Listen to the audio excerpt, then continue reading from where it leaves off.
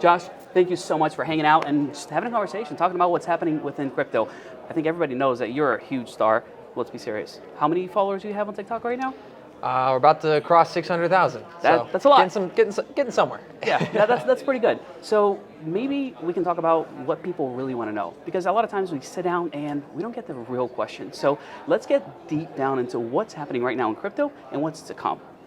From your perspective, I'm sure you've seen the views increase lately. A lot of people are looking at the markets and trying to figure out what's next. Yeah. So what's next? Yeah, what's next is these shill armies are approaching us. They are on the borders and they're invading. So yeah, as soon as Bitcoin hit 60K, we're at that point in this market where if you study the psychology of it, we're kind of in this immediate attention phase where it's getting brought back, retail's getting excited, there's a lot of optimism, but the belief isn't really just there yet. We're really waiting to see those all-time highs break out. But what's next is, something I don't think that anybody's expecting. And I really think that is the development within Bitcoin's ecosystem. Bitcoin layer 2s, Bitcoin DeFi. And that's because we see the money starting to flow in on the back end as creators, some of the largest channels in the industry. We're seeing the money and the exchanges start to talk about with this, the marketing campaigns. And you're starting to get your biggest players in the industry like Michael Saylor, your largest Bitcoin miners. Of course, you have Coinbase. All of these are invested into hedge funds and your largest asset managers like BlackRock. All of the money is flowing into Bitcoin now because of these ETFs. So I think that is definitely what's next. But of course, we got to get through the trends that are currently in the market right now. So what are some of those trends? What have you seen work lately? Because personally, I love DeFi, but DePIN to me is where it's at. Am I nailing it? Are we there? I think, DePIN was definitely the narrative of, if you're getting into it, January. I think since October to, of course, where we're at today, NVIDIA had a huge breakthrough with their accelerated computing. This was back in, I want to say, Q3 of last year. So they've been beating Wall Street's expectations nonstop and just seeing this tech explosion with prices of now a $2 trillion market cap with NVIDIA. And the price action on it is moving at roughly like 10%. It looks like a meme coin sometimes on certain days. So the AI sector is already definitely taken off. I actually just had the opportunity to go down to Panama and get some alpha from none other than Ben Goertzel, who's been on Joe Rogan. This is, of course, the founder of AGI. He's the father of AGI with the AGIX Singularity Network. He's worked closely with Hanson Robotics, which, if you guys are familiar with Sophia's robot, a lot of huge breakthroughs, a lot of virality there. Even from their perspective, I was told a lot that 95% of this industry is definitely overhyped at this point. And that's not necessarily a bad thing. It's just basic capitalism, because what you get in a trend is after it starts hitting a peak, you'll notice a lot of projects, crypto companies start advertising as AI, as DePIN, even though they're not really that infrastructure play. And so, where we're currently at with AI and DePIN is I am actually looking to sell 50 to 90% of my profits in that sector by the GTC Summit. And that is just a few weeks away. And that's because this is the most hyped up AI convention as it's hosted by NVIDIA. It's the first one in 5 years. You have products like Render, Near Protocol, and a lot of their accelerated program projects are going to be joining them there. It looks to me kind of like that buy that rumor, sell the news event. And then of course, we're coming up to the Bitcoin halving. So there's going to be another trend. And I do expect that to be Bitcoin DeFi. You mentioned overhype. Does that mean that we're going to have a retraction from all of this wonderful Bitcoin price we've seen? Yes, so, obviously I can't predict the future at this point. No. It's based I off, need yes or no. I need to be able to invest with your information here. That's what I need it for. So what I would say is off historical metrics, yes. Like we're going to be due for one. And the reason for that is we've been in a bear market for 660 days. A lot of these AI products, Render, we've been looking at since 50 cents to $1. With Singularity, we're looking at already like a 10x on this project. With everything in AI, we can find a project and be like, we're up probably 500, 600, if not 10 to 20x on a lot of these ecosystem projects that retail's now getting hyped up for. So in terms of like overpriced or overhyped, all I mean by that is like, of course retracements are healthy. I expect one, honestly, before the Bitcoin halving. I think everybody has, even though we haven't gotten one. Right. We're doing unprecedented moves. We're seeing it. We saw an all-time high before the Bitcoin halving. That's the first. That puts us eight months ahead of any schedule we've seen historically. So it's not necessarily that we're going to get this retracement in it. I do believe we will, but it doesn't mean like I think the overall crypto market's going to fade away. It's like FitFi, it's like the metaverse play, it's like the telecommunications in 2021. It's like, and there's always a trend, and they last 3 months or so, 3 to 4 months, and we're coming right to the top of that, about that 4-month mark now with the DePIN hype. So I think we're going to see that transfer into whatever next money flow is for marketing, and that again is going to be a lot of these You saw it on Twitter. Binance launched their inscription services for Bitcoin DeFi.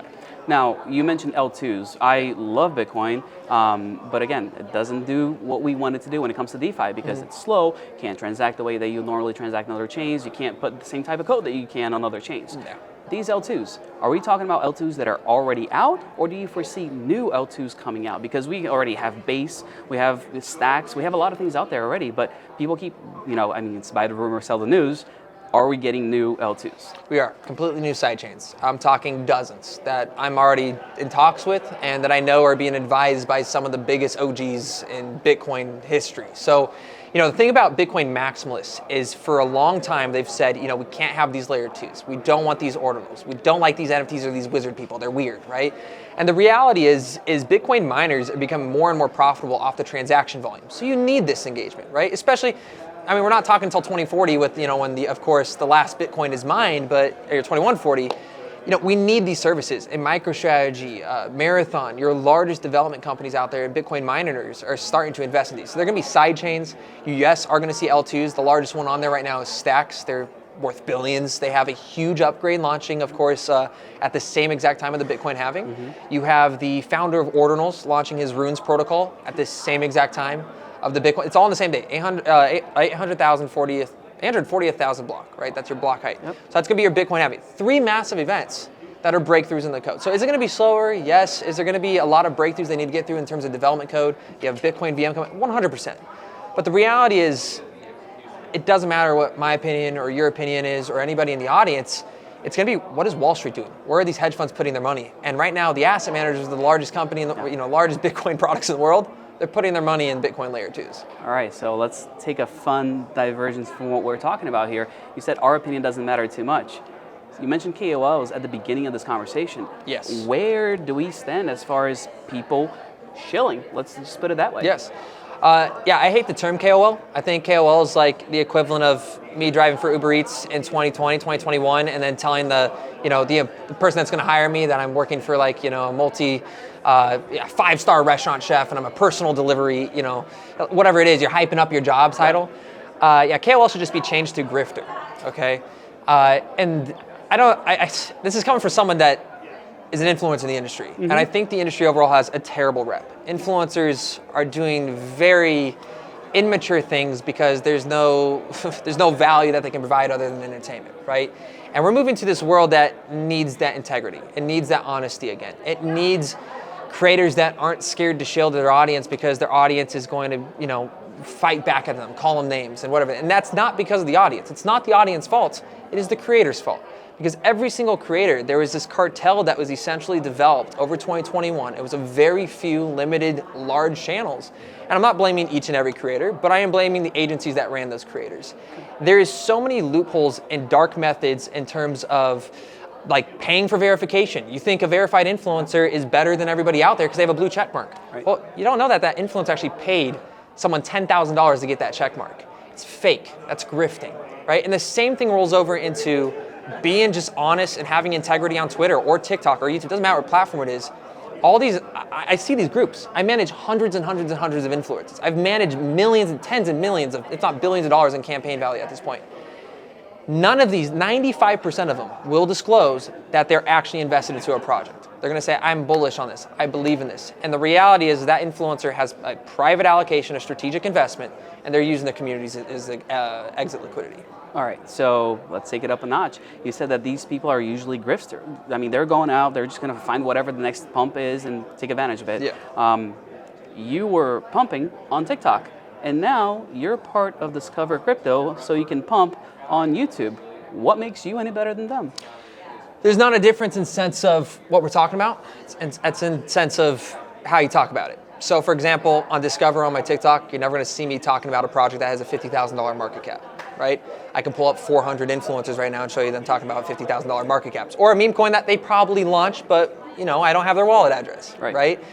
The difference is understanding the value of that audience, which in 2021, I made mistakes. I did. There was a few products where I was like, I sold out because I would get into a marketing group. They're like, hey, you're going to meet Andrew Tate.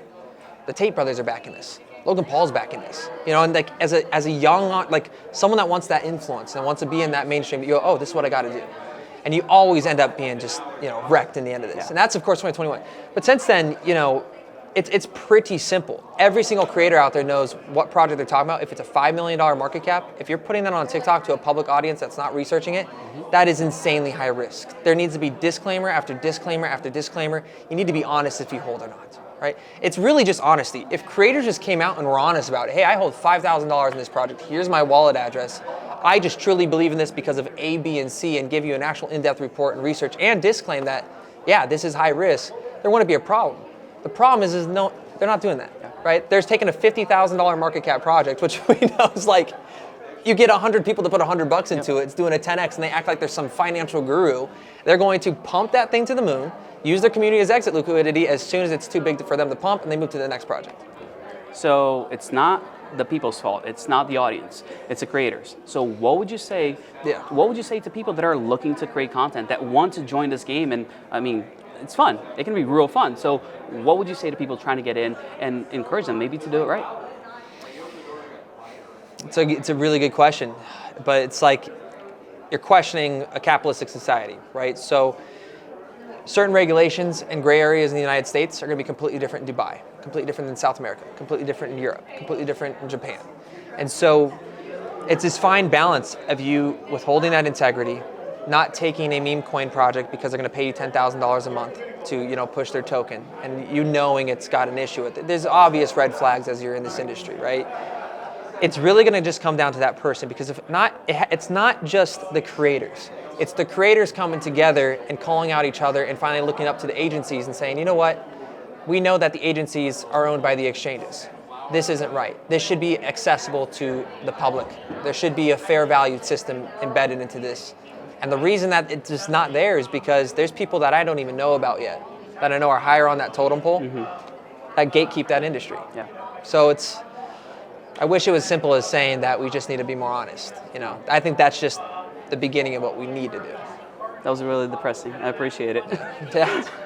It's a harsh reality. I mean, I look at crypto as Wall Street 2.0. It's no different than Wall Street, but it's just as depressing when you look at our government printing $9 trillion in the last 3 years and trying to say we have this strong economy, when in reality, middle class and everyday Americans, the taxpayers, are dealing with picking up a third job, worried about international relations because are they going to send their sons and daughters in 10 years to war because of the terrible geopolitical decisions our elitists have made because they want to progress the military-industrial complex ideas.